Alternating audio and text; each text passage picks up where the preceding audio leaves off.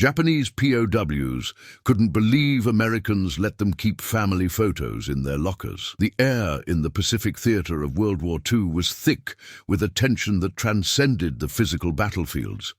It was a tension woven from the threads of unimaginable brutality and occasionally by startling acts of unexpected leniency. We often envision war through the lens of stark binaries: captor and captive, victor and vanquished, humanity and its complete absence. Yet the reality, as it always does, proved far more nuanced, painted in shades of grey that history has for the most part allowed to fade. This is the story of one such shade, a flicker of something profoundly human in the heart of a conflict that sought to extinguish it.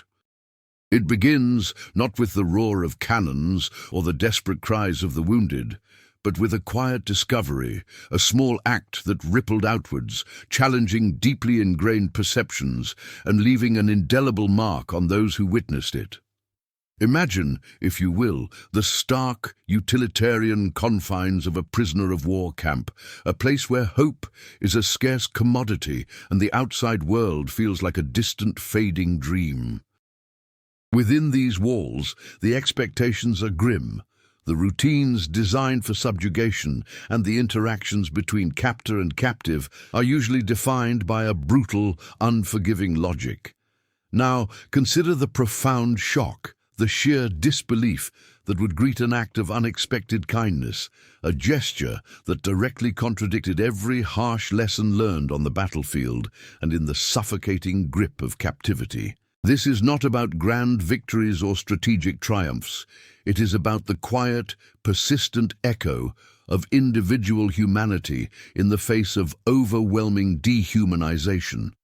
It is about the moments that defy the narratives of pure animosity, the instances where the rigid lines of war blur and something else, something more complex and deeply affecting, emerges. The objective here is not to sanitize the horrors of war, but to explore its contradictions, to uncover the forgotten fragments of empathy that persist even in the darkest of times. We will delve into the experiences of those who found themselves on the receiving end of this peculiar leniency, their initial bewilderment, their hesitant acceptance, and the profound psychological impact of being allowed to retain a piece of their personal lives, their very identities, in a system designed to strip them bare. This is a journey into a specific, often overlooked corner of the Pacific War, a front where the rules of engagement, and indeed the rules of human interaction, took an unexpected turn. It's about the seemingly minor detail of personal photographs, a seemingly insignificant allowance that spoke volumes about the complexities of human behavior under duress and the enduring power of connection, even across enemy lines. We will unravel the layers of this anomaly, seeking to understand the motivations behind it, the broader context in which it occurred, and what its existence tells us about the nature of conflict and the resilience of the human spirit. The narrative will unfold not as a dry historical account, but as an exploration, a deep dive into the emotional and psychological landscape of men caught in the crucible of war, who encountered a moment that defied their deepest expectations. The world, as it was in the early days of the Pacific War, was a place of escalating fury and deeply entrenched animosities. The very air seemed to crackle with the intensity of the conflict, a conflict that was rapidly reshaping continents and redefining the boundaries of human conflict. For those caught in its relentless sweep, life became a stark equation of survival, a brutal calculus where every decision carried the weight of life and death. In this maelstrom, the concept of mercy often seemed like a relic of a forgotten age, a luxury that the grim realities of total war could no longer afford. The prevailing narrative, both in the heat of battle and in the subsequent historical accounts, was one of unyielding opposition, of a struggle where empathy was a dangerous weakness and every enemy was an embodiment of absolute evil.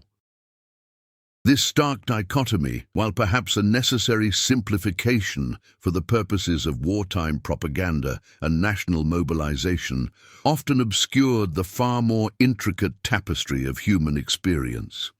It is within this landscape of heightened emotion and simplified truths that we encounter a peculiar anomaly, a detail that at first glance seems almost incongruous with the prevailing narrative of brutal conflict.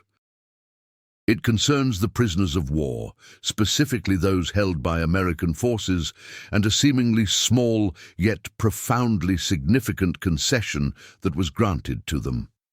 The initial reports, the whispers that emerged from the dusty archives and the fading memories of those who were there, spoke of an almost unbelievable allowance. Japanese prisoners were permitted to keep their personal family photographs in their lockers. This detail, when juxtaposed against the widely understood harshness of POW treatment in many theaters of war, immediately raises a host of questions. Why this particular allowance? What were the motivations behind it? And what impact did this seemingly minor act of leniency have on the individuals who experienced it? This is not a story about the grand strategies or the pivotal battles that shaped the course of the war. Instead, it is an invitation to explore the forgotten fronts, the less publicized aspects of the conflict, where the human element often takes center stage. It's about peeling back the layers of historical narrative to reveal the often unseen textures of individual experience, the moments of unexpected humanity that can emerge even in the most dehumanizing of circumstances. Our journey will take us into the heart of this paradox, examining the psychological and emotional ramifications of this unusual policy. We will seek to understand the historical context that might have led to such a decision, exploring the prevailing attitudes towards prisoners of war, the international conventions that governed their treatment, and any specific considerations that might have been at play in the Pacific Theater. This is not merely an academic exercise. It is an attempt to connect with the lived realities of individuals caught in the maelstrom of war, to understand how such moments, however small, could resonate deeply and shape their perceptions of both the conflict and the enemy. The initial shock of such a revelation is, in itself, a hook. It disrupts our preconceived notions of wartime interactions, forcing us to question the uniformity of cruelty that we often assume defines such conflicts. It hints at a deeper, more complex story, one that involves not just the actions of nations, but the decisions and motivations of individuals operating within the vast machinery of war. This script aims to be a testament to that complexity, to explore the forgotten narratives that lie beneath the surface of commonly accepted historical accounts. The year is 1945. The world is a tapestry of fire and ash, the Second World War having reached its brutal crescendo. Across the vast expanse of the Pacific, the conflict raged with an intensity that seemed to defy comprehension. Empires clashed, ideologies collided, and the very fabric of humanity was tested in ways that still resonate today. It was a war characterized by its immense scale, its technological advancements in destruction, and the profound dehumanization that became a grim hallmark of its most savage encounters. We often speak of the war in broad strokes, of grand strategies, pivotal battles, and the ultimate triumph of the Allied forces. Yet, beneath this overarching narrative lie countless individual stories, fragments of experience that have, for the most part, been lost to the relentless march of time. These are the stories of the forgotten fronts, the lesser-known theaters of conflict, and the quiet, personal dramas that unfolded amidst the thunder of global upheaval. Our focus today is on one such overlooked aspect, a detail that, upon closer examination, challenges our ingrained perceptions of wartime interactions. It centers on the experiences of Japanese prisoners of war held by American forces, and a specific, almost startling leniency that they were afforded. The historical record, though often fragmented and incomplete, points to a peculiar allowance. These prisoners were permitted to keep their personal family photographs. In the context of a war that was often fought with a ferocity that bordered on the absolute, where the lines between combatant and civilian, between enemy and potential ally, were starkly drawn and ruthlessly enforced, this concession seems, at first glance, an anomaly. It is a detail that begs for exploration, a quiet whisper that contradicts the prevailing roar of animosity. This is not an attempt to diminish the horrors of war or the suffering it inflicted. Rather, it is an invitation to delve into the complex, often contradictory, nature of human behavior when pushed to its limits. It is about understanding that even within the most brutal of systems, individual decisions, small acts of recognition can emerge, altering the landscape of experience for those involved. The very idea that in the stark, controlled environment of a prisoner of war camp, a place designed for containment and control, individuals could hold on to tangible pieces of their former lives, the faces of loved ones, the memories of home, is a powerful one. It speaks to a fundamental human need for connection and identity, a need that even the most oppressive circumstances struggle to extinguish. This script aims to unearth the significance of this seemingly minor detail. We will embark on an investigative journey, seeking to understand the context in which this allowance was made. What were the prevailing attitudes towards prisoners of war in the American military during this period? Were there specific directives or policies that facilitated this? Or was it a matter of localized discretion, of individual commanders making decisions that deviated from the norm? The narrative will weave together historical analysis with evocative descriptions, aiming to create an immersive experience that resonates with the emotional weight of these forgotten stories. We will explore the psychological impact of such an allowance, considering how the ability to retain these photographs might have affected the morale, the sense of self, and the perception of the enemy for these prisoners. This is a story that requires us to look beyond the broad strokes of history and to focus on the finer, more intricate details that reveal the multifaceted nature of human experience. The initial hook, the sheer unexpectedness of this particular leniency, is designed to pique curiosity and draw the audience into a deeper contemplation of the war's less explored dimensions. It sets the stage for a narrative that is both factually grounded and emotionally resonant, promising a journey into the heart of a conflict that, while global in its scope, was ultimately experienced through the lens of individual lives. The year 1945 was a crucible, a period when the Second World War reached its apex of global destruction. The very earth seemed to tremble under the weight of conflict, and the air itself was thick with the acrid scent of gunpowder and the unspoken anxieties of millions. Across the Pacific, a vast and brutal theater of war was unfolding, a relentless struggle that pitted nations against each other with a ferocity that often seemed to push the boundaries of human capacity for cruelty. In this maelstrom of violence, the concept of prisoner of war camps became grim monuments to the human cost of conflict. These were places where the rules of engagement were often reduced to their most basic, where the humanity of those held captive was frequently stripped away, leaving only the stark reality of their subjugation. The prevailing historical narrative often paints these camps with a broad brush, emphasizing the harshness of captivity, the systematic deprivation, and the psychological toll it exacted. And indeed, for many, this was the unforgiving truth.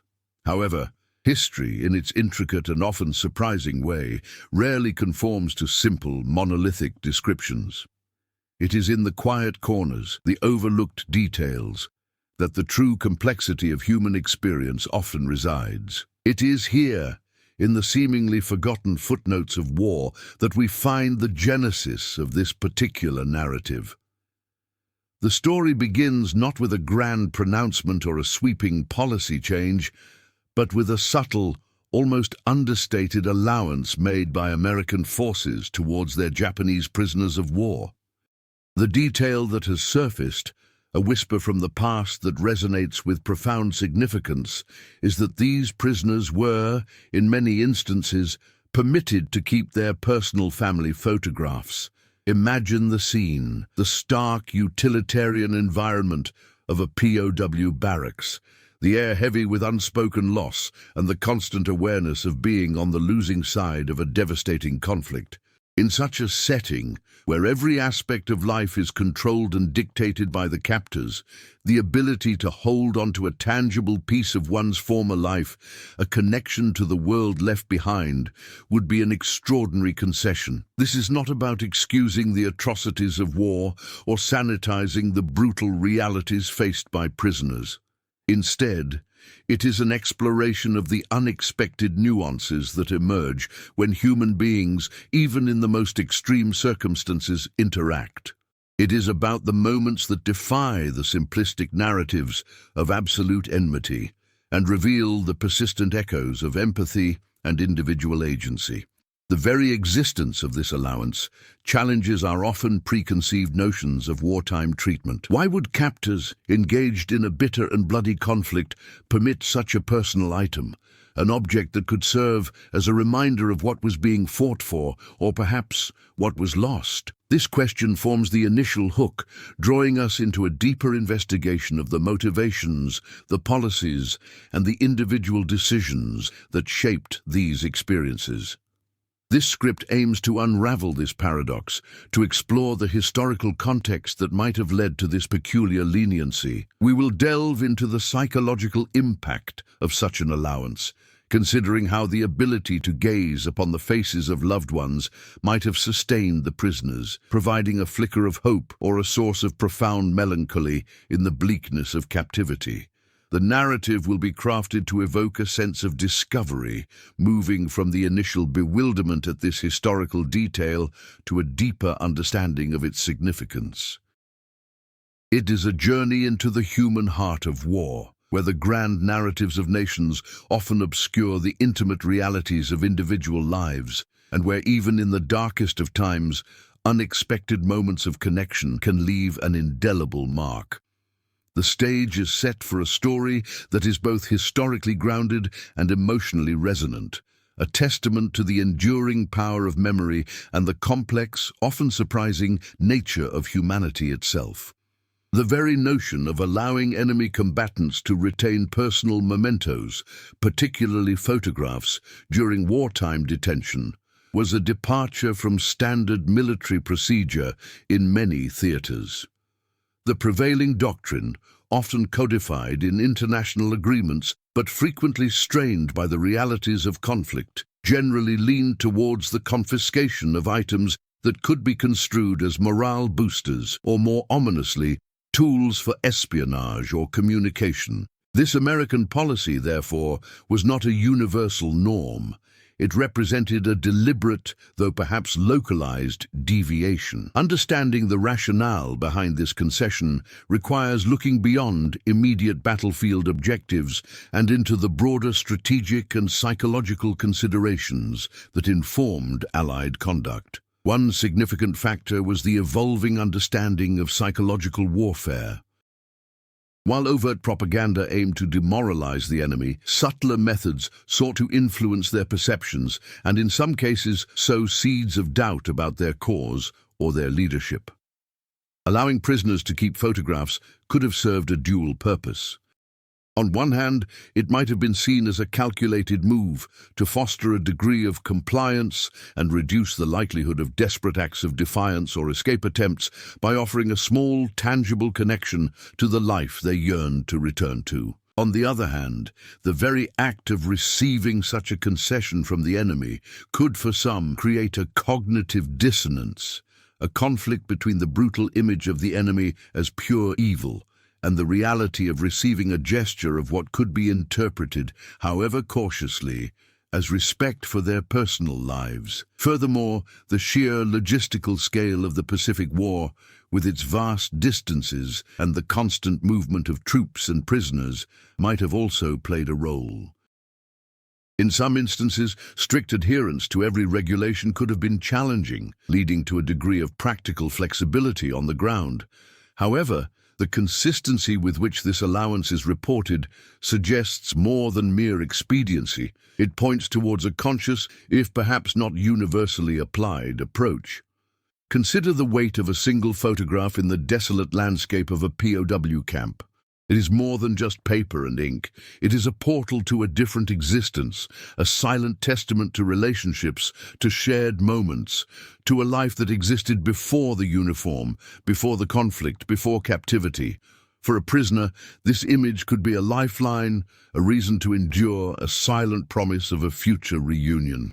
Now, imagine the internal conflict this might engender. The enemy who inflicts hardship, who restricts freedom, is also the one who allows you to hold close the faces of your wife, your children, your parents. This juxtaposition creates a complex emotional and psychological environment, one that is far removed from the simple narratives of hatred and retribution that often define wartime discourse. It invites contemplation on the nature of the enemy, forcing a prisoner to grapple with a more nuanced reality than the one they might have been led to believe by their own military or societal conditioning. The very act of observing these photographs, of tracing the lines of familiar faces, could also serve as a stark reminder of what has been lost, amplifying the pain of separation and the uncertainty of return. Consequently, this seemingly small allowance could have had profound and varied psychological effects, ranging from a fragile sense of hope to a deeper, more acute awareness of their predicament. The American policy of permitting Japanese POWs to retain family photographs within their lockers represented a subtle yet significant departure from the more common practices of the era, a deviation that warrants a deeper examination of its potential implications. Beyond the immediate psychological impact on the individual prisoner, this concession may have also served broader strategic objectives related to the perception of American conduct. In a war characterized by intense propaganda efforts on all sides, the manner in which prisoners of war were treated could be, and often was, leveraged for international influence and domestic morale. Allowing prisoners to keep these personal tokens, while seemingly a minor act, could contribute to a narrative of American fairness and adherence to humanitarian principles, even amidst the savagery of combat. This was particularly relevant in the Pacific theater, where racial and cultural divides were pronounced, and where the dehumanization of the enemy was a pervasive element of wartime rhetoric. By demonstrating a degree of respect for the personal lives of Japanese soldiers, American forces could, intentionally or not, create a subtle counter-narrative to the pervasive propaganda that often depicted the enemy as lacking in familial affections or human decency. Furthermore, the presence of these photographs could have inadvertently served as a constant reminder to the prisoners of what awaited them should they survive and return home. This could manifest in a variety of ways, as a source of motivation to endure captivity with the hope of seeing their families again, or conversely, as a source of profound anguish and longing, intensifying the psychological burden of their confinement. Consider the quiet moments within the barracks, the stolen glances at a faded photograph of a smiling child or a beloved spouse. These were not moments of overt rebellion, but rather intimate, internal experiences that sustained or tormented the individual prisoner. The sheer contrast between the harsh realities of camp life and the warmth and intimacy depicted in these photographs would have been a constant source of internal dialogue. The photographs acted as silent witnesses to the prisoner's dual existence, the captive soldier in the present, and the husband, father, or son in their memory. This internal duality, fostered by the tangible presence of these images, could have subtly altered the prisoner's perception of their captors, introducing a layer of complexity that defied simple categorization. It forced them to confront the possibility that their enemy was not a monolithic entity of pure malevolence, but comprised individuals capable of extending certain courtesies, however limited. This nuanced reality could, in turn, have had a ripple effect, influencing their interactions with guards and fellow prisoners, and potentially affecting their willingness to engage in acts of sabotage or overt resistance. The strategic value, therefore, might not have been in overt acts of kindness, but in the subtle psychological erosion of absolute animosity, creating an environment where compliance was more likely and the long-term perception of American forces was marginally less hostile. This is not to suggest a benevolent intent in the traditional sense, but rather a sophisticated understanding of the psychological dimensions of prolonged conflict and occupation. The photographs, in this light, become more than just personal keepsakes. They are subtle instruments in the complex theater of war, influencing minds and shaping perceptions in ways that direct confrontation often fails to achieve. The allowance for Japanese POWs to keep family photographs in their lockers, while seemingly a minor detail, opens a window into the complex and often contradictory nature of human interaction during wartime. It compels us to question the monolithic narratives of absolute enmity that often dominate our understanding of conflict. This practice, though not universally applied across all American POW camps in the Pacific, suggests a recognized, or at least an emergent, understanding of the psychological landscape of captivity. The photographs served as potent anchors to a prisoner's identity, tangible proof of a life and a self that existed beyond the confines of the camp and the uniform. They were not merely sentimental objects. They were vital components of a prisoner's internal world, offering solace, fueling hope, or, conversely, intensifying the agony of separation.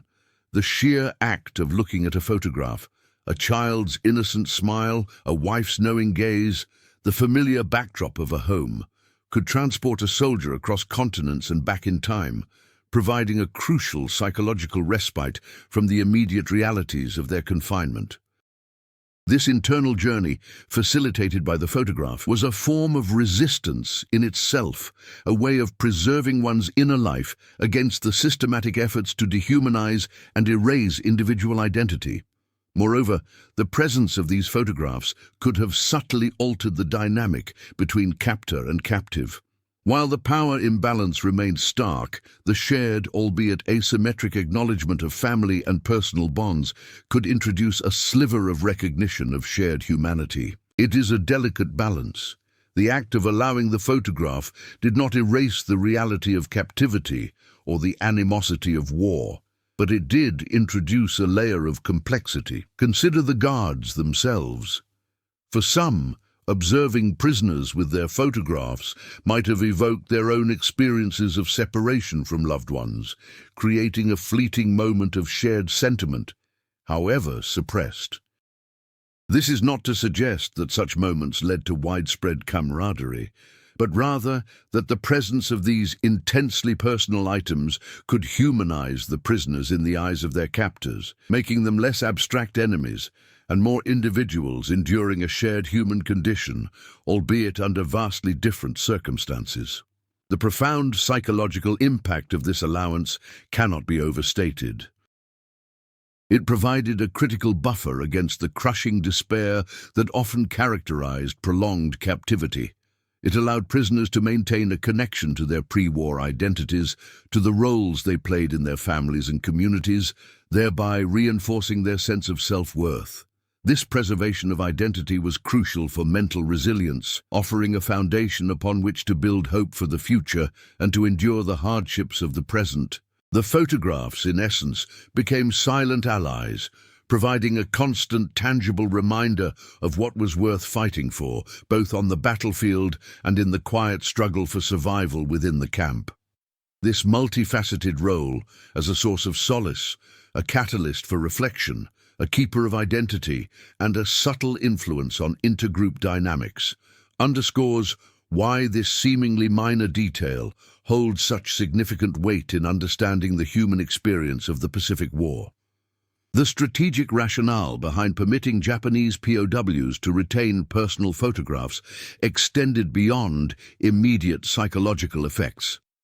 It intersected with the broader American objective of shaping the post-war narrative and influencing perceptions of Japanese society itself.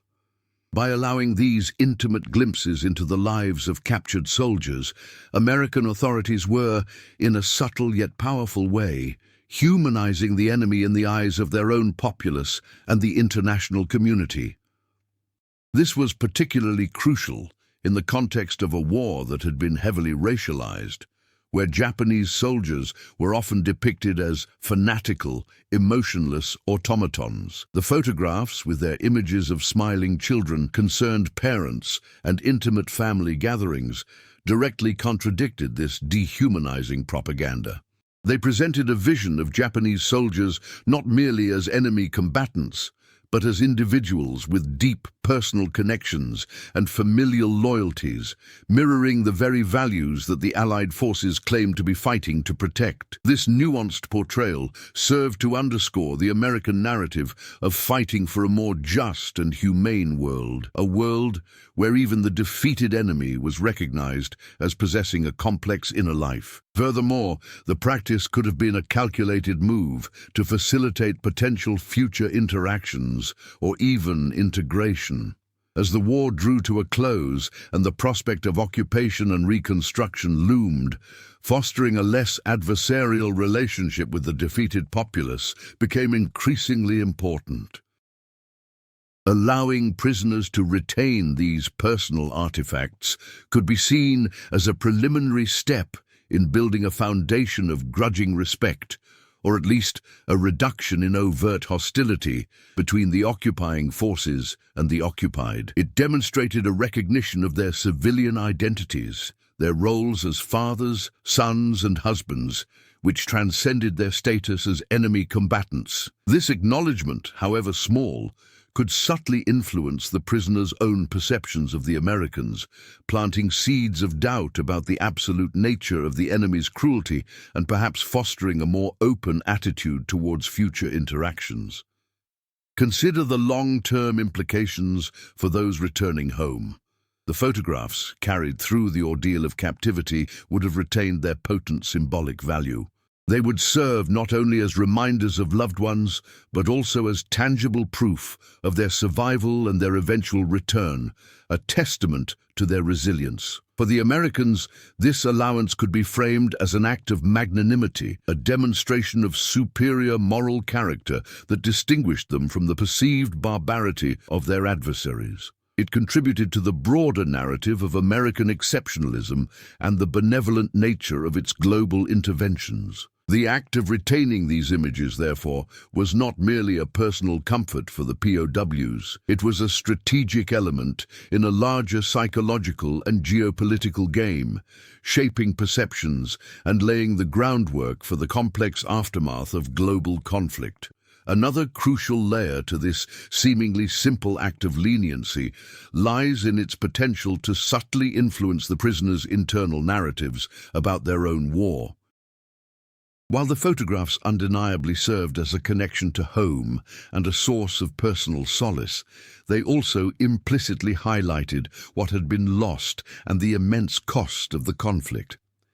Gazing at the faces of children who had grown older or spouses who had endured hardship in their absence could amplify the sense of sacrifice and the profound disruption to their lives.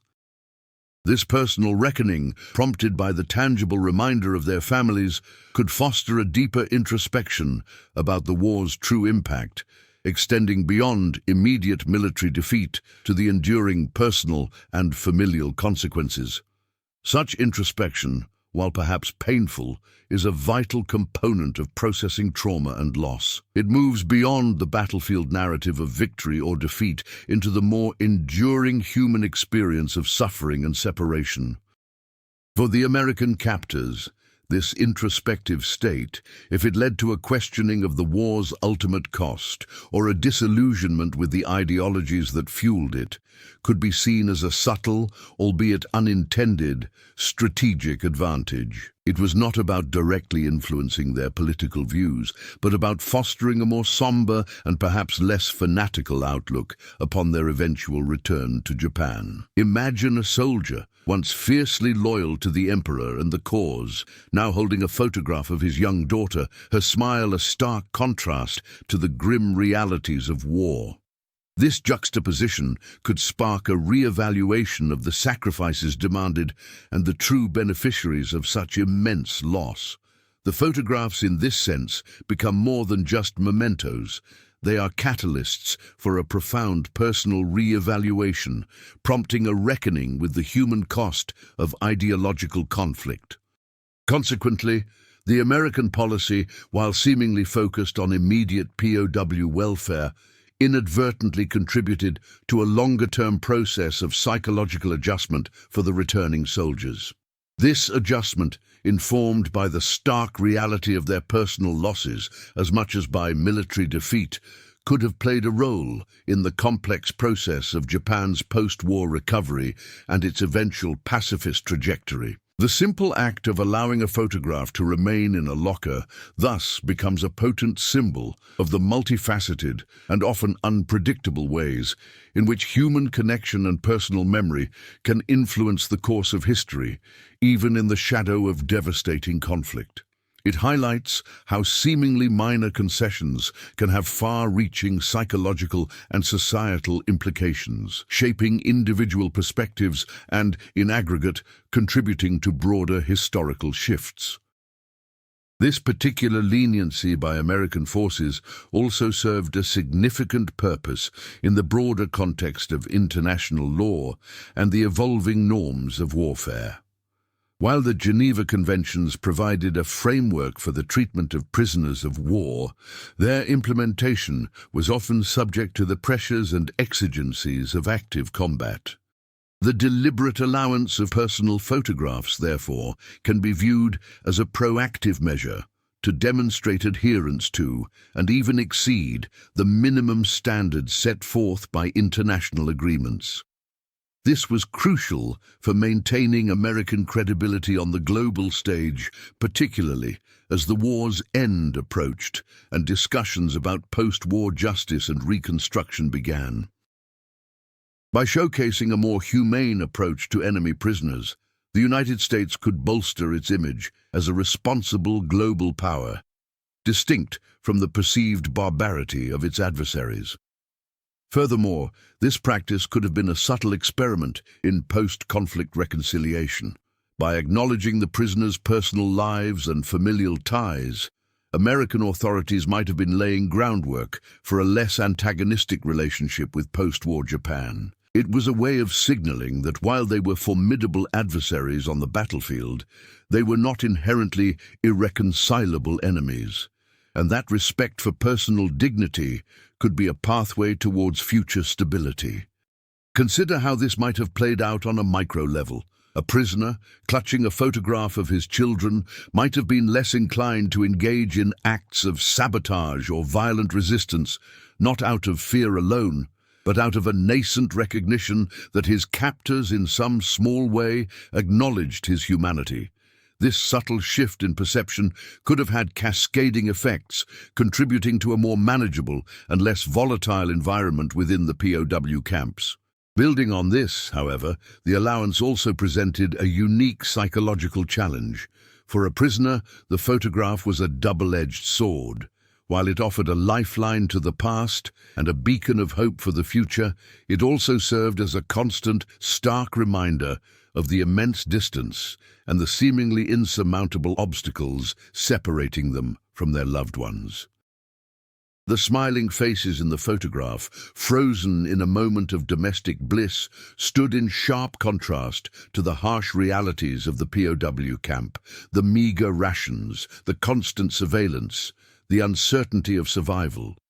This juxtaposition could amplify feelings of loss, isolation, and despair, creating a profound internal conflict.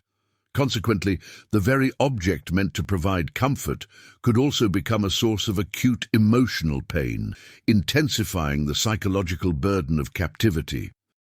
The ability to retain these images, therefore, did not necessarily equate to a reduction in suffering, but rather a complex recalibration of it, introducing new dimensions of emotional turmoil alongside the enduring hardships of imprisonment. Another crucial layer is the comparative analysis with other theaters of war. While this allowance appears to have been more prevalent in some American Pacific POW camps, it is essential to acknowledge that treatment of prisoners varied significantly across different nations and even within different branches of the same military.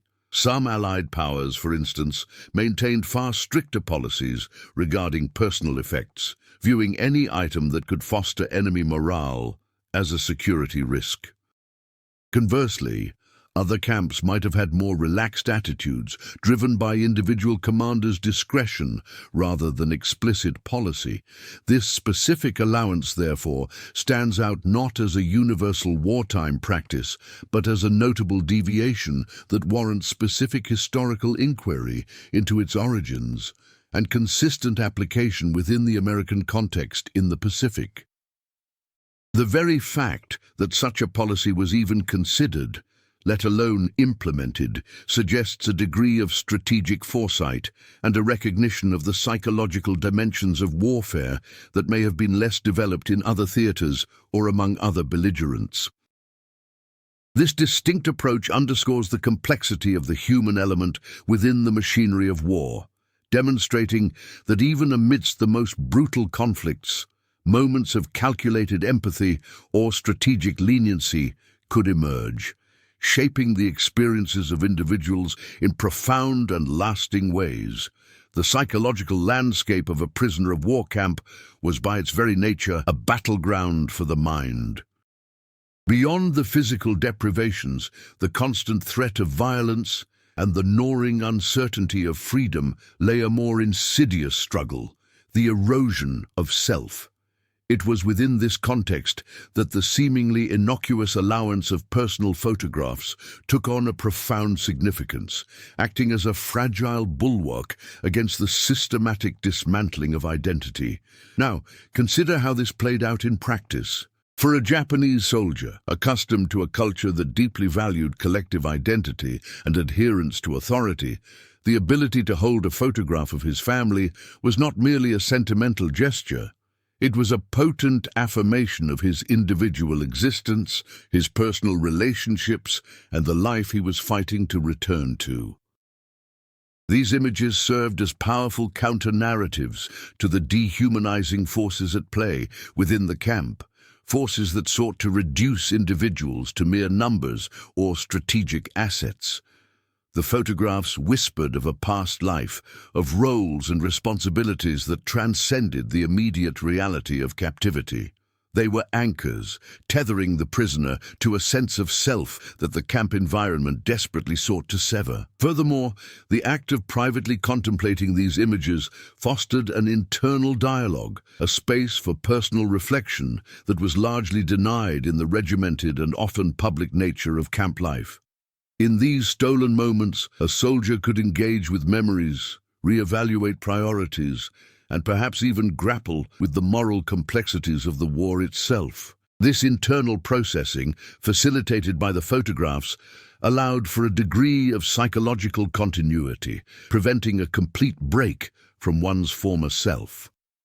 Building on this, however, it's crucial to recognize that this allowance was not universally experienced in the same way. The impact of a photograph could vary dramatically depending on the individual's pre-war life, their emotional resilience, and the specific circumstances of their captivity.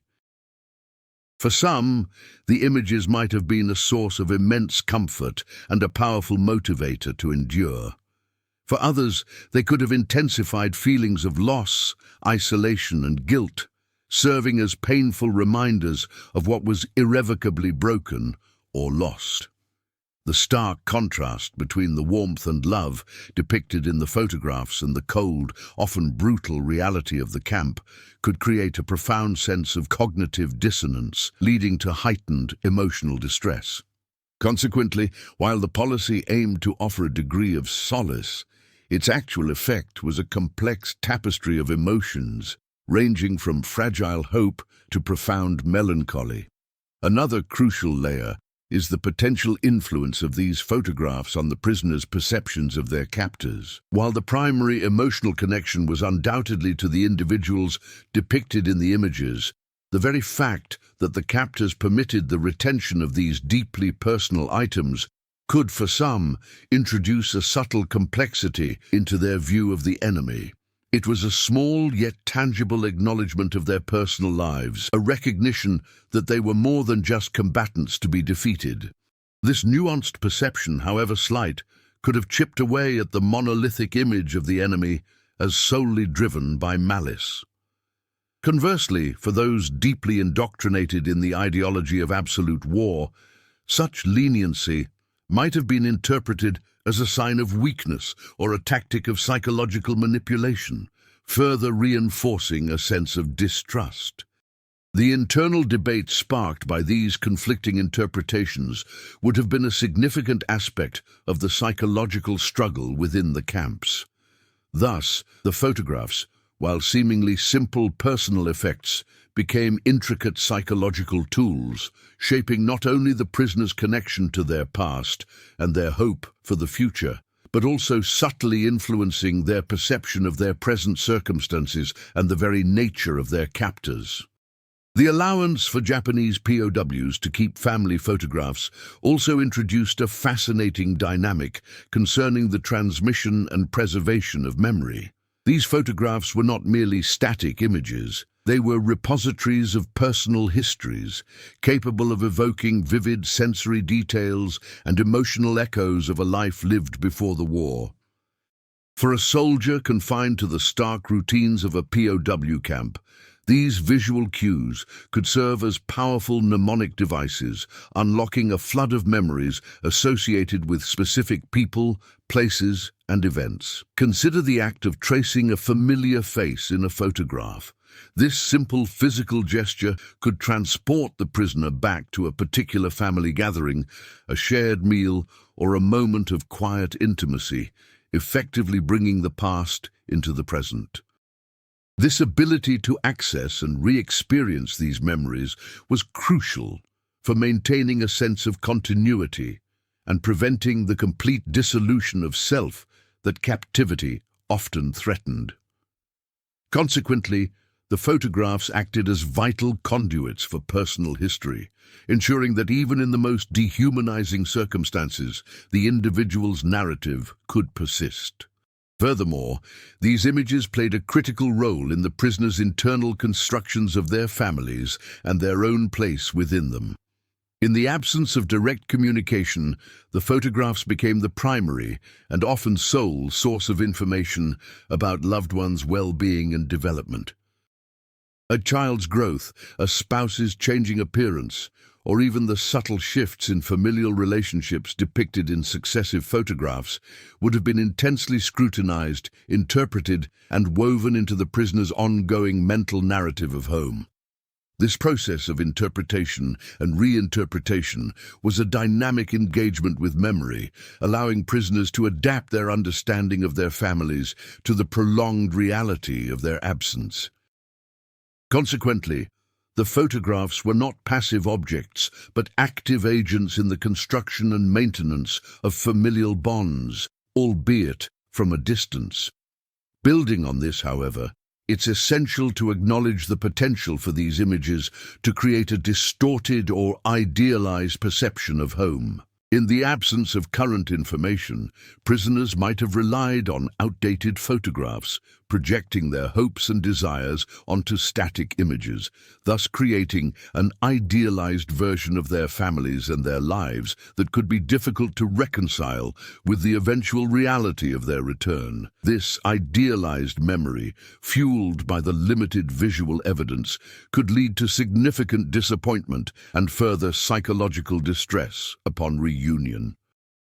Consequently, while the photographs offered a vital connection to the past, they also carried the inherent risk of fostering unrealistic expectations about the present and future. Another crucial layer is how these photographs might have influenced the prisoners' understanding of their own wartime experiences and their place in the larger historical narrative. The very act of possessing and cherishing these images, while a personal act of defiance against dehumanization, could also, for some, have prompted a deeper reflection on the reasons for their suffering. The contrast between the peaceful domestic scenes in the photographs and the brutal reality of their combat roles could have fostered a critical re-evaluation of the war's objectives and the sacrifices demanded.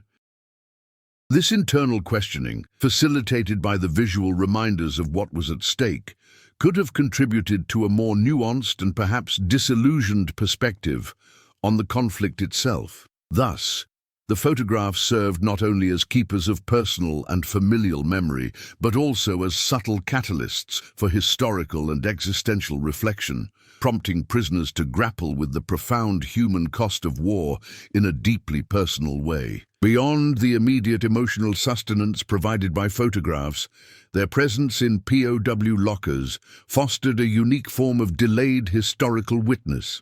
These images, frozen in time, became silent arbiters of the war's impact, offering a stark contrast between the idealized past and the harsh present.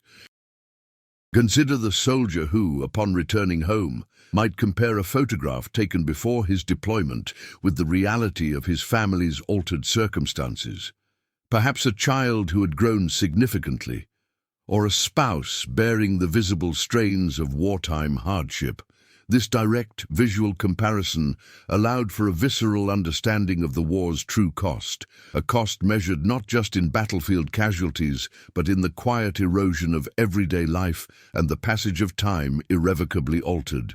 Such a tangible reckoning could profoundly shape an individual's perspective on the conflict, moving beyond abstract notions of duty and honor to a deeply personal understanding of sacrifice and loss.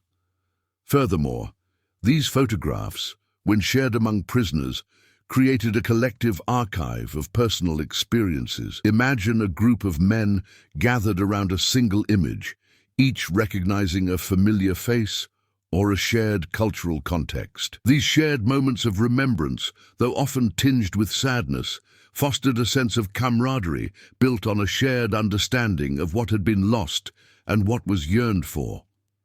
This collective memory, pieced together from individual photographs and shared anecdotes, began to form a counter-narrative to the official histories of the war, one that emphasized the human toll and the personal disruptions caused by the conflict. This shared experience of remembrance, facilitated by the photographs, was a crucial element in the psychological resilience of these men, allowing them to collectively process their experiences and maintain a connection to their shared cultural identity.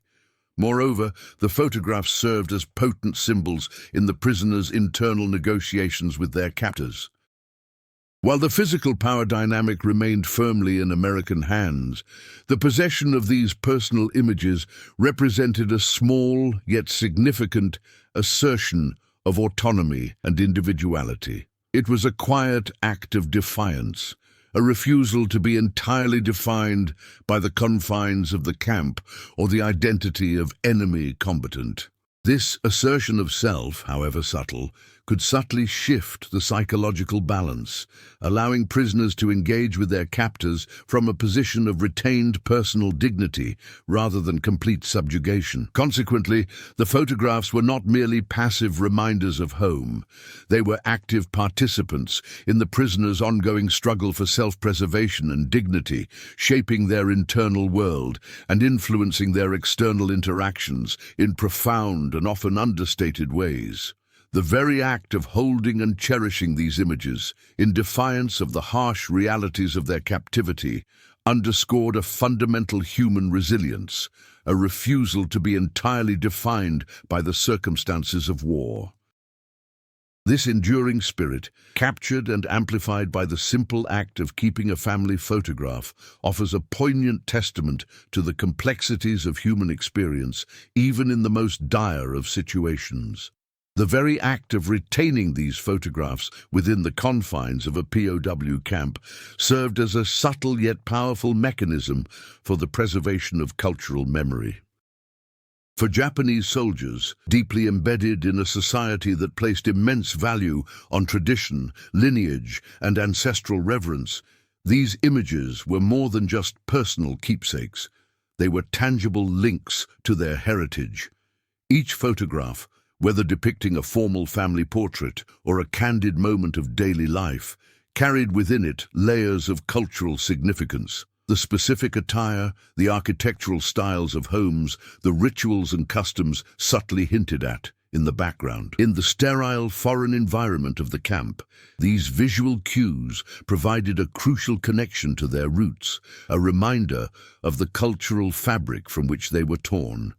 This connection was vital for maintaining a sense of belonging and for resisting the psychological assimilation that captivity often entailed. Now, consider how this played out when these soldiers eventually returned to Japan.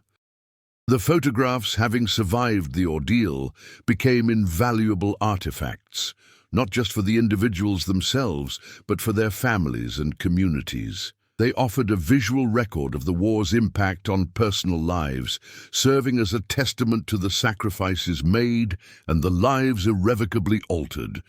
These images could help bridge the gap between the soldiers' wartime experiences and their reintegration into civilian society, providing a shared visual language for understanding the profound changes that had occurred. Furthermore, the photographs could have played a role in the collective memory of the war within Japanese society. As these soldiers shared their experiences and their treasured images, they contributed to a broader understanding of the human cost of the conflict, offering a perspective that often differed from official narratives.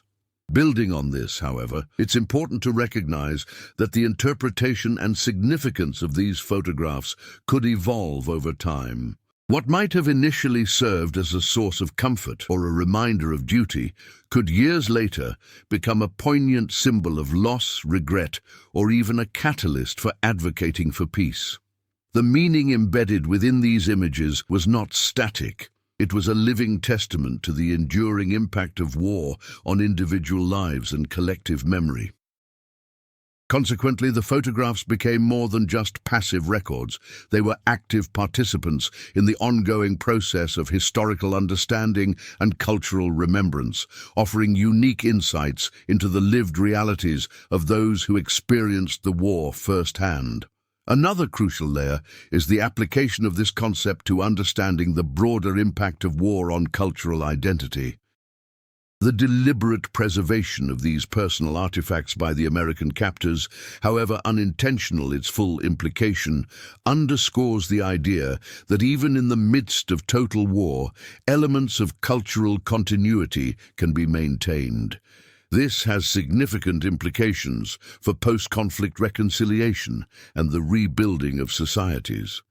By acknowledging and, in some measure, facilitating the preservation of personal and cultural memory, the process of healing and reintegration can be significantly enhanced. Conversely, the absence of such considerations can lead to a fragmentation of identity and a loss of historical perspective, making reconciliation far more challenging. Therefore, the seemingly small act of allowing photographs to remain in POW lockers offers a profound lesson in the enduring power of cultural memory and its crucial role in navigating the aftermath of conflict. The psychological impact of retaining family photographs within the POW setting extended beyond mere personal comfort.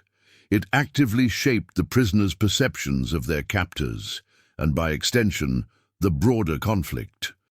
This wasn't about fostering affection, but about introducing a sliver of dissonance into the rigidly defined enemy image.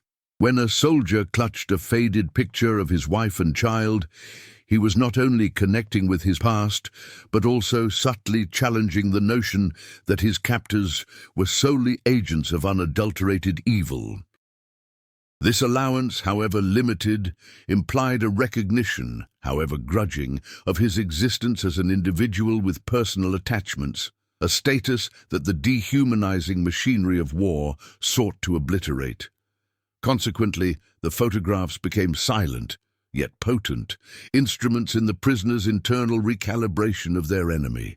This nuanced perception could, in turn, influence their behavior. A prisoner who saw his captors as capable of extending even this minimal courtesy might be less inclined towards acts of extreme defiance or sabotage, not out of fear alone, but out of a nascent acknowledgement that the lines of absolute enmity were not as stark as initially believed. This created a more complex psychological environment within the camp, where the enemy was no longer a monolithic entity, but comprised individuals capable of varying degrees of interaction, some of which, however limited, acknowledged the prisoner's humanity. Furthermore, the very act of possessing these photographs could foster a sense of preparedness for eventual reintegration into society. The images served as constant reminders of the life waiting for them, the roles they were expected to resume as husbands, fathers, and community members. This mental rehearsal, facilitated by the visual cues, allowed prisoners to begin psychologically preparing for their return, bridging the temporal and emotional chasm between captivity and freedom. It enabled them to maintain a degree of mental continuity, ensuring that their sense of self remained anchored to their pre-war identities, thereby mitigating the debilitating effects of prolonged detachment. Consider how this preparedness manifested. A soldier might mentally refamiliarize himself with his children's faces, anticipating their growth, or contemplate how to reconnect with his spouse, thereby actively engaging with the prospect of future life rather than succumbing to despair. This proactive engagement with the future, however distant, provided a crucial psychological buffer against the pervasive hopelessness of their situation. Consequently, the photographs functioned not merely as passive reminders of what was lost, but as active tools for psychological resilience, enabling prisoners to maintain a connection to their pre-war selves and begin the essential process of mentally preparing for their eventual return to civilian life. The strategic implications of this leniency extended to the very narrative of the war itself, influencing how the conflict would be remembered and understood. By permitting Japanese POWs to retain family photographs, American forces were, perhaps inadvertently, contributing to a more complex and nuanced portrayal of the enemy. The images of smiling children, devoted spouses, and familial gatherings directly countered the prevalent wartime propaganda that often depicted the Japanese as fanatical, emotionless soldiers devoid of personal attachments.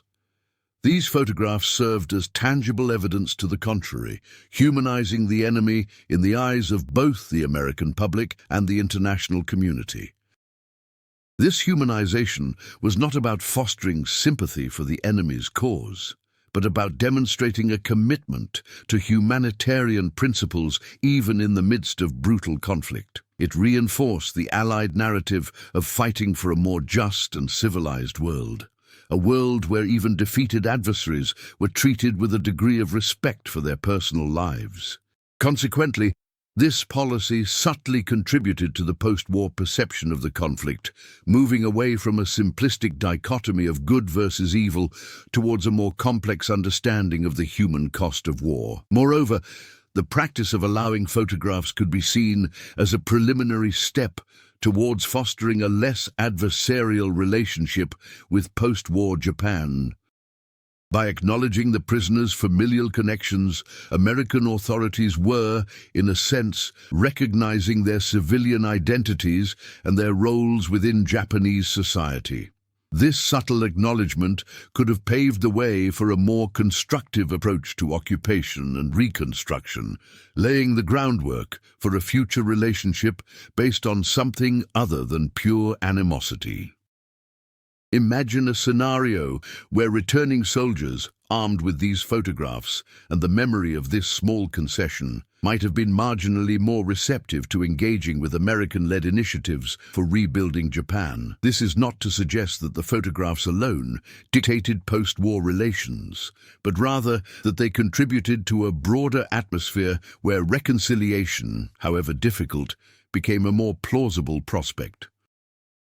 This nuanced approach, emphasizing the recognition of personal dignity, stood in contrast to more punitive strategies that might have further entrenched resentment. Therefore, the simple act of allowing a photograph to remain in a locker resonated far beyond the immediate confines of the POW camp, subtly influencing the grander narrative of the war and shaping the difficult path towards post-war reconciliation.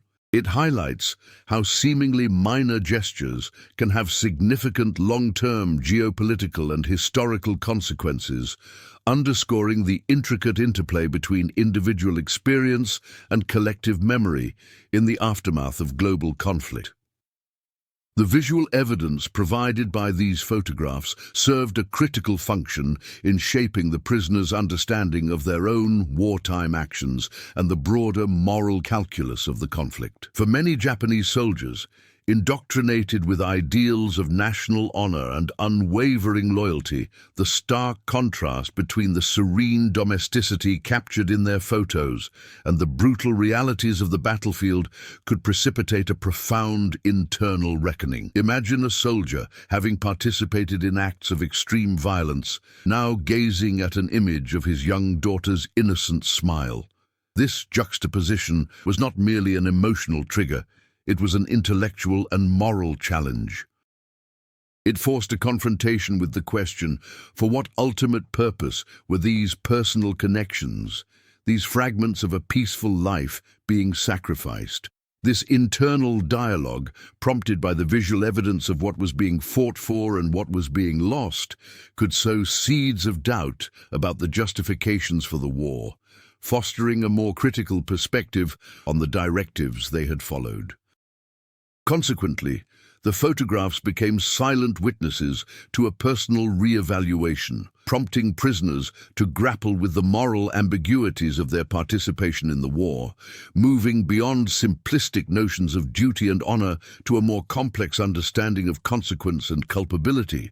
Building on this, however, it's vital to acknowledge the potential for these images to also reinforce a sense of obligation and continued loyalty. For some, the photographs might have solidified their resolve, strengthening their belief that they were fighting to protect these very lives and the values they represented. The images could serve as a powerful motivator, a reminder of the stakes involved, and the importance of their sacrifice in the grander narrative of national defense. This duality, the capacity to foster doubt or to strengthen conviction, highlights the deeply personal and varied impact of these photographs. The same image could inspire introspection in one soldier and reaffirmation of purpose in another, demonstrating the subjective nature of memory and its interpretation within the crucible of war. Another crucial layer is the application of this concept to the long-term psychological processing of war trauma. The photographs acted as anchors, not only to the past, but also to a potential future. By preserving visual continuity, they allowed soldiers to maintain a more coherent sense of self, which is essential for navigating the complexities of post-war reintegration and for processing traumatic experiences. Without these tangible links to their former lives, the fragmentation of identity, often a hallmark of severe trauma, could become more pronounced and debilitating. The ability to revisit these images, to trace the lines of familiar faces, provided a degree of psychological stability, enabling prisoners to reconstruct their personal narratives and begin the arduous process of healing. Consequently, the photographs served as more than just sentimental objects. They were integral components of a prisoner's psychological toolkit, aiding in the preservation of self and facilitating the long and often painful journey towards recovery. This underscores the profound, often understated role that personal artifacts can play in the human experience of conflict and its aftermath, demonstrating how seemingly minor allowances can have far-reaching implications for individual well-being and the collective memory of war. The persistence of these photographs within the POW camps also served as a subtle catalyst for the re-evaluation of national narratives and the very definition of soldierly duty. For many Japanese soldiers, the prevailing ideology emphasized sacrifice for the emperor and the unquestioning fulfillment of duty, often presented as an abstract concept detached from individual lives. However, holding a tangible image of their families introduced a concrete counterpoint to this abstract ideal. It forced a personal contemplation. What was the ultimate purpose of this sacrifice if it meant the prolonged suffering and separation of their loved ones? This wasn't an act of disloyalty, but rather a deeply human process of reconciling the demands of war with the fundamental bonds of family. Now consider how this personal re-evaluation could ripple outwards.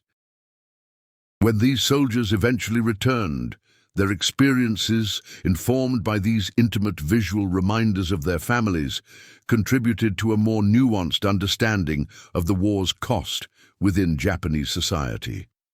They brought back not just tales of battlefield hardship, but also a deeply personal awareness of the disruptions to civilian life, the quiet anxieties endured by those left behind, and the profound sense of loss that transcended military defeat. This grassroots dissemination of personal experience, fueled by the visual evidence they had carried, offered a counterpoint to the official narratives that often focused on national honor and military strategy, thereby enriching the collective memory of the war with a more human dimension. Furthermore, the very act of cherishing these photographs within the POW setting fostered a unique form of psychological resilience that went beyond mere endurance. It was an active engagement with hope, a deliberate cultivation of the belief in a future beyond captivity. Each glance at a loved one's face was a reaffirmation of that future, a silent promise to oneself to survive and return. This proactive mental engagement, facilitated by the photographs, was crucial in combating the pervasive despair that often characterized prolonged imprisonment.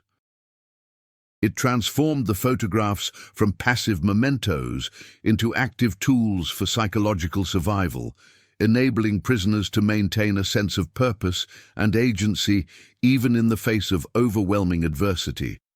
Consequently, these images became vital components of their internal coping mechanisms, allowing them to navigate the psychological terrain of captivity with a greater degree of mental fortitude.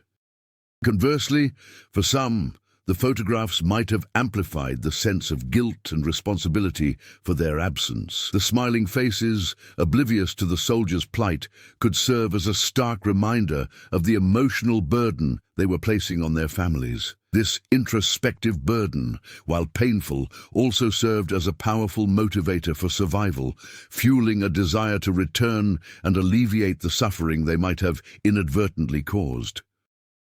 This complex interplay of emotions, hope, longing, guilt, and determination, underscores the profound psychological depth that these seemingly simple objects possessed within the context of war. The strategic advantage for the American forces in allowing these photographs also manifested in the subtle shaping of the post-war narrative concerning Japanese society. By permitting prisoners to retain these deeply personal items, American authorities were, in effect, highlighting the familial and societal structures that the war had disrupted. This act subtly underscored the idea that the Japanese people, including their soldiers, were not merely an abstract enemy, but individuals with complex social lives and strong familial bonds, mirroring in many ways the values held dear by American society itself. This humanization, however limited, contributed to a broader perception of Japan as a nation capable of returning to the international fold rather than an irredeemably militaristic entity. Consequently, the photographs played a quiet role in softening the edges of post-war animosity, laying a foundation, however fragile, for future diplomatic engagement and reconstruction efforts. This was particularly significant in the Pacific theater, where racial and cultural differences had often fueled dehumanizing propaganda during the war.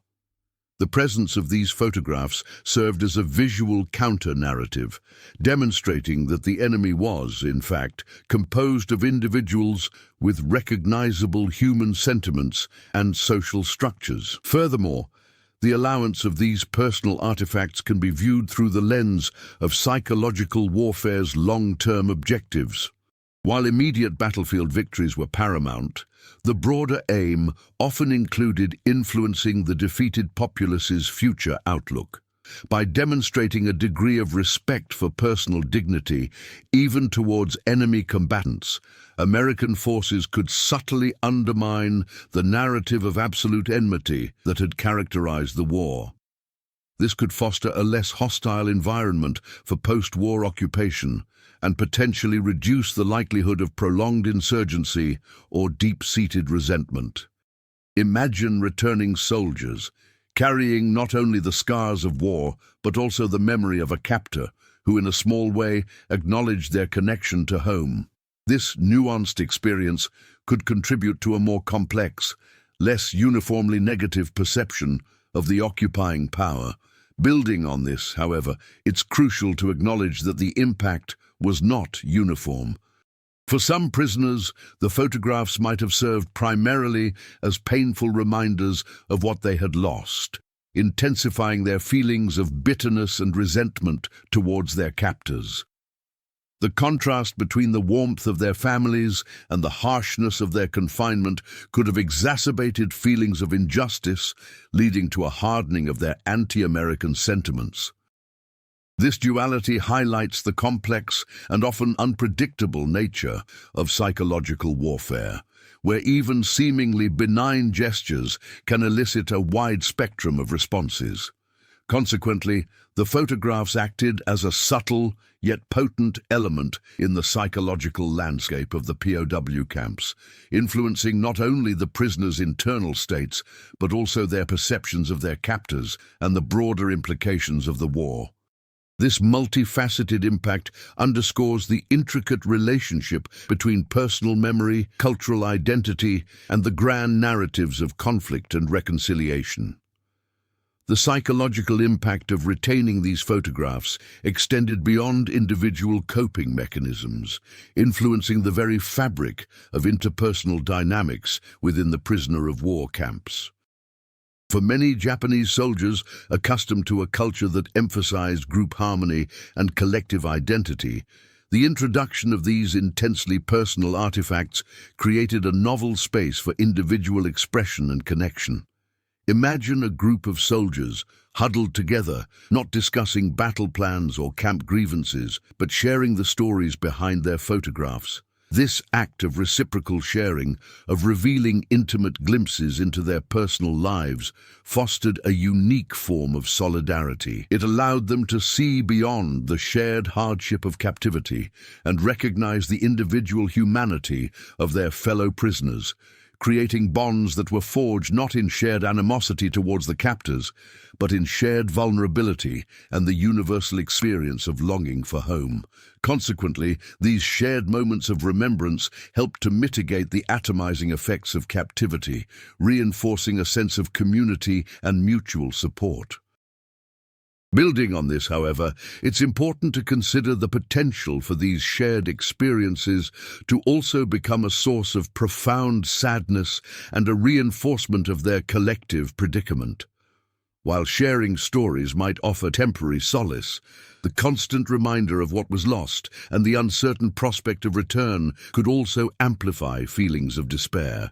The collective recollection of happy memories, juxtaposed against their current reality, might have deepened their sense of loss, creating a shared burden of melancholy. This duality underscores the complex emotional landscape that these photographs navigated within the camp environment. Another crucial layer is how this practice influenced the prisoners' understanding of their own cultural values in relation to their captors. The very fact that the Americans, the enemy, permitted this allowance could have prompted a re-evaluation of cultural assumptions. For a society that often viewed the other through a lens of stark difference, this concession might have introduced a subtle acknowledgement of shared human experiences, such as the importance of family. Now consider how this might have shaped their perceptions.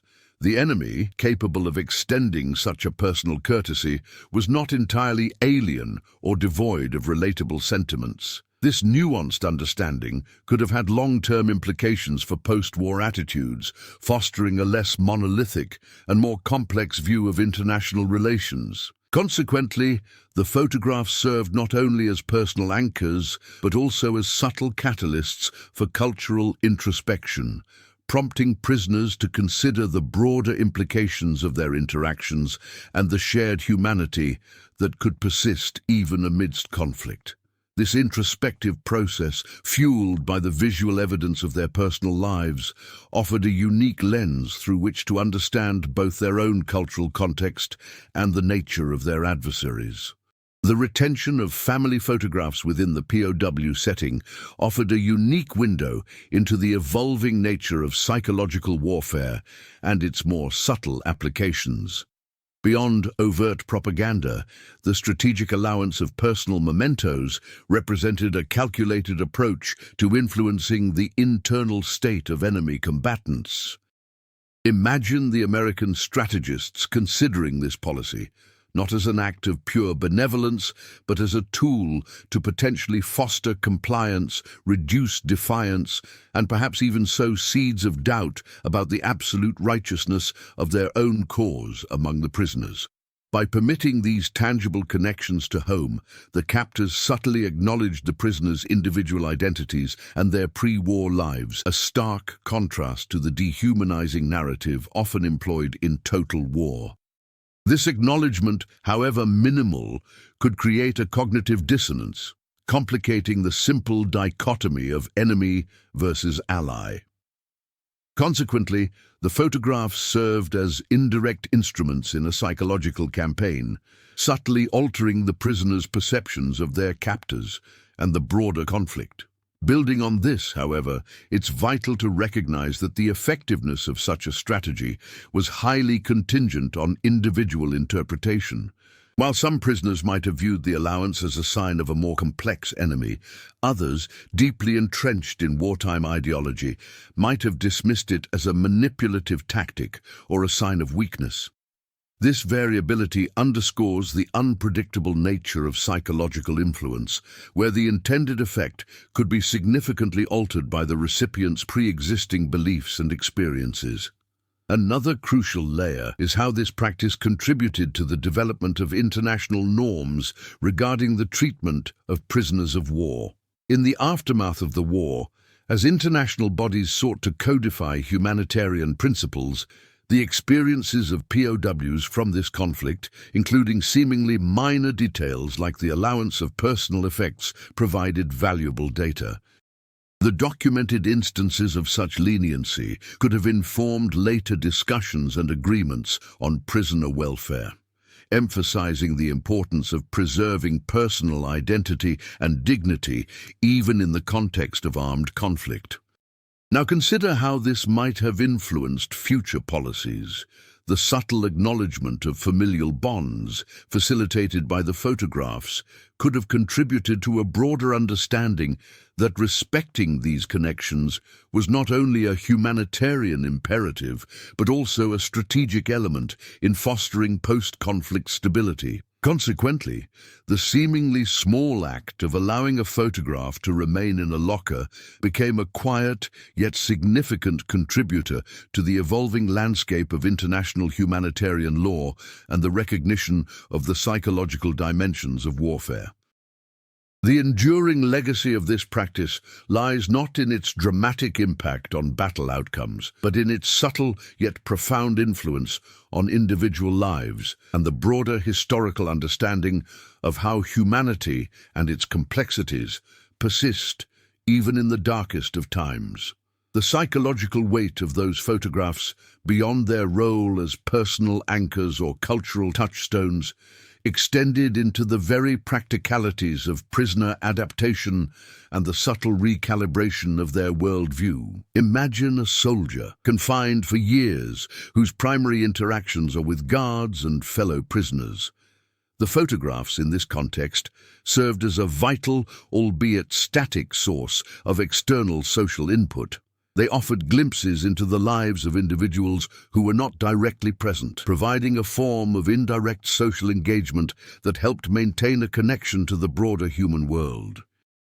This was particularly crucial for understanding the incremental changes occurring back home: a child's development, a spouse's aging, the subtle shifts in community life that would otherwise pass unnoticed. Consequently, the photographs became windows into a parallel existence, allowing prisoners to maintain a semblance of awareness about the world they had left behind, thereby mitigating the sense of complete detachment. Building on this, however, it's essential to consider the potential for these images to foster a sense of displacement and an inability to fully re-engage with reality upon return.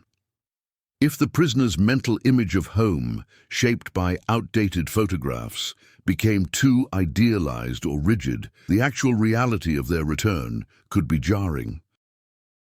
The photographs, while offering comfort during captivity, might inadvertently create a disconnect between the prisoner's internal world and the evolving reality of their civilian lives, leading to difficulties in readjustment.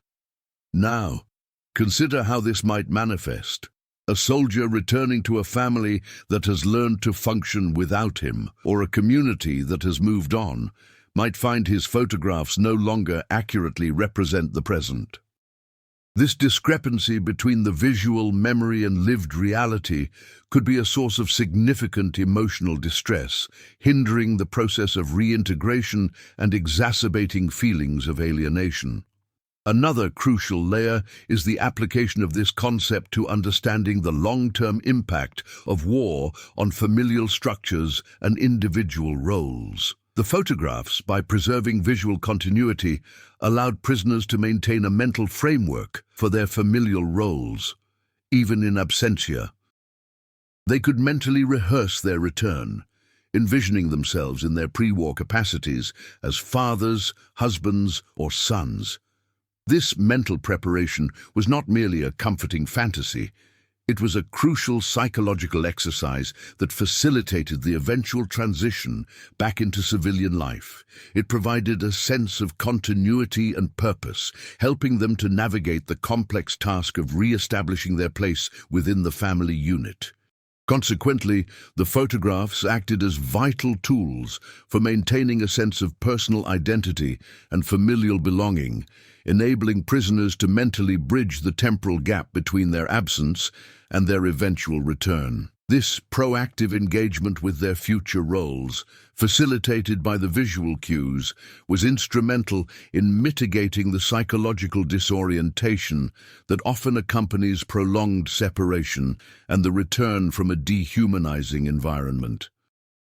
The enduring power of these images lay not just in their ability to recall the past, but in their capacity to shape the prisoner's perception of their future, offering a tangible vision of what awaited them and reinforcing their sense of self within the familial and social fabric. The photographs held within the lockers of Japanese POWs served as more than just personal mementos.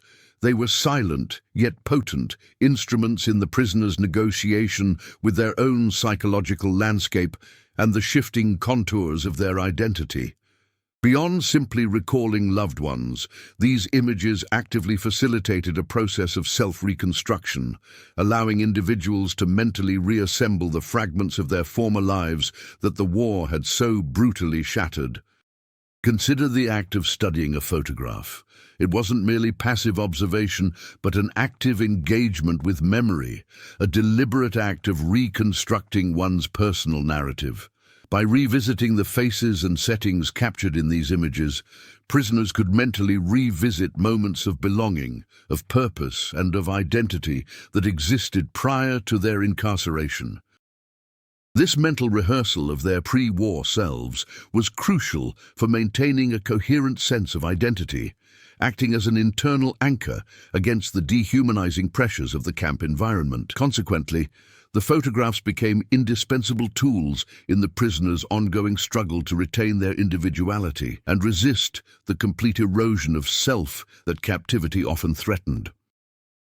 Building on this, however, it's essential to acknowledge that this process of self-reconstruction was not always a straightforward or comforting endeavor. The very act of revisiting these images could also amplify feelings of loss and irrevocability. For instance, a photograph depicting a child's youthful innocence might stand in stark contrast to the soldier's knowledge of the hardships that child had endured in his absence, thus introducing a layer of guilt and profound sadness. Now, consider how this might manifest. The prisoner might find himself caught between the comforting familiarity of the past, captured in the image, and the painful awareness of the present reality, creating a complex, emotional dissonance. Another crucial layer is the way these photographs fostered a unique form of communal introspection among the prisoners. While each photograph represented an individual's connection to their private world, the act of sharing these images and their accompanying stories created a shared space for collective remembrance and mutual understanding. Imagine soldiers gathered in hushed tones, recounting the circumstances behind each snapshot: a wedding, a festival, a simple family outing. These shared narratives, woven together from individual experiences, began to form a collective tapestry of memory, reinforcing their shared cultural heritage and mitigating the isolating effects of captivity. Consequently, the photographs became more than just personal keepsakes. They evolved into communal artifacts, fostering a sense of shared identity and collective resilience among the prisoners. This communal aspect was vital for psychological well-being, providing a support network built on shared experiences and a common yearning for home. The enduring power of these images, therefore, lay not only in their individual significance, but also in their capacity to forge connections and reinforce a sense of shared humanity within the stark confines of the POW camp, offering a poignant testament to the resilience of the human spirit, even in the face of profound adversity. Ultimately, this forgotten front, this peculiar leniency, speaks to a universal truth. History is not merely a chronicle of battles and treaties, but a complex tapestry woven from countless individual human experiences. The grand narratives of war often overshadow these intimate stories, yet it is within them that we find the most profound lessons about our shared humanity. The fact that these photographs were allowed to endure, to travel through the crucible of war and emerge as silent witnesses to its human cost, offers a powerful insight. It suggests that even in the face of overwhelming animosity, the recognition of shared human bonds, the love for family, the yearning for home, can persist, subtly altering perceptions and shaping the long, arduous journey towards reconciliation. The true practice, the ongoing engagement with this understanding, begins now. It is in acknowledging these nuanced realities, in seeking out the forgotten stories that challenge simplistic narratives, and in recognizing the enduring power of empathy, even across the divides of conflict, that we truly honor the past and build a more humane future. The map may have faded, but the forest in its quiet